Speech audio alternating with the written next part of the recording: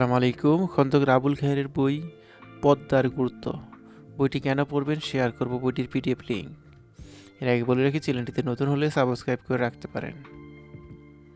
খন্দকার আবুল খায়েরের লেখা পদ্মার গুরুত্ব বইটি ইসলামের নারীর পদ্মার গুরুত্ব সম্পর্কে বিস্তারিত আলোকপাত করে কোরআন ও হাদিসের আলোকে পদ্মার বিভিন্ন দিক তুলে ধরে এই বইটি।